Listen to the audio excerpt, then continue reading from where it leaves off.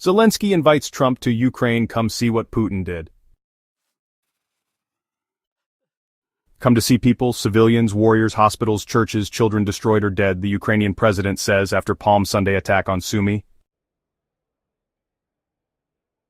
Ukrainian President Volodymyr Zelenskyy invited Donald Trump to visit his war-ravaged country and witness the destruction wrought by Russia after Sunday's ballistic missile attack that killed at least 34 people in Sumy. Speaking to American news program 60 Minutes on Sunday night, Zelenskyy was asked whether he wanted to invite the American president to Ukraine and responded, "With pleasure." "We want you to come," he said, addressing Trump directly, "to come and to see. You think you understand what's going on here.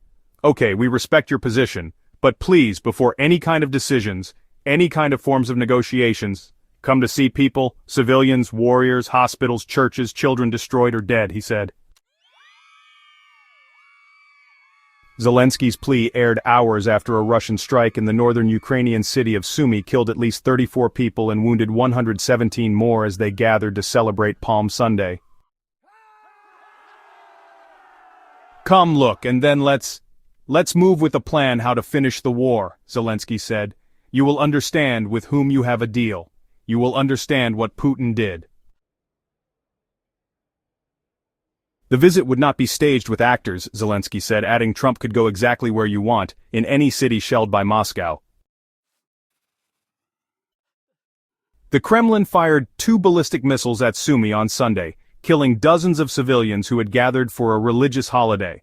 It came after another Russian missile attack on the central Ukrainian city of Kryvyi Rih earlier this month killed at least 18 people, including 9 children.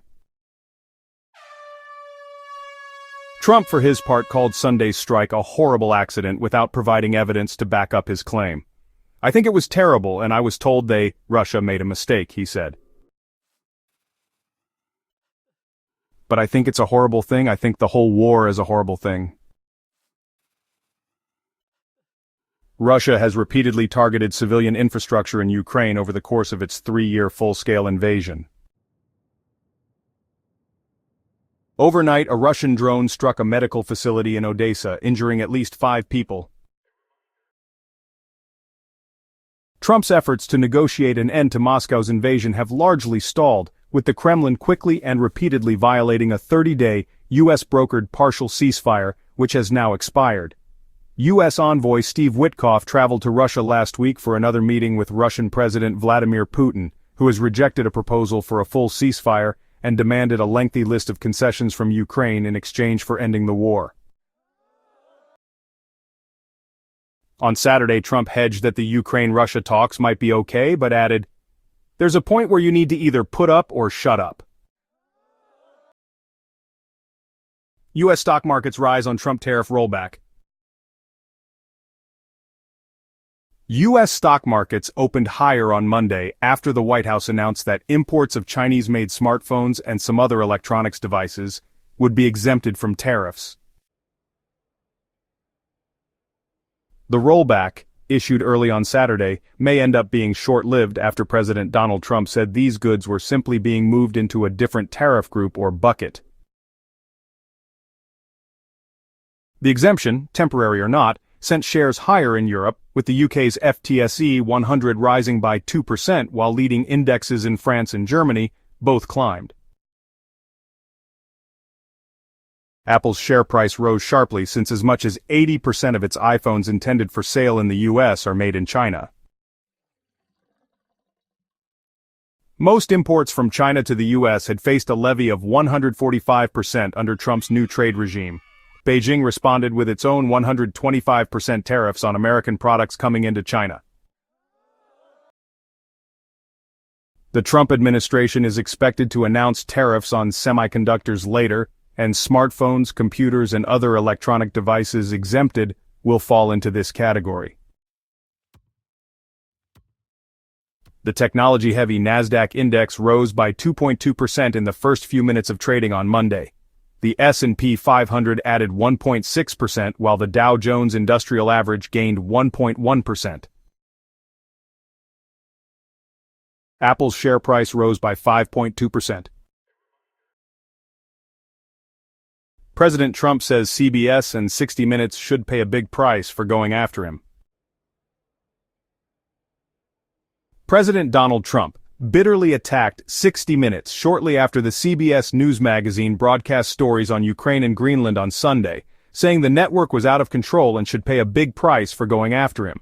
Almost every week, 60 Minutes mentions the name Trump in a derogatory and defamatory way, but this weekend's broadcast tops them all, the president said on his Truth Social platform. He called on Federal Communications Commission Chairman Brendan Carr to impose maximum fines and punishment for their unlawful and illegal behavior. The network had no immediate comment. Trump has an ongoing $20 billion lawsuit against 60 Minutes for how it edited an interview with Democratic presidential candidate Kamala Harris last fall. But there are ongoing reports that Trump's lawyers and CBS's parent company are involved in settlement talks.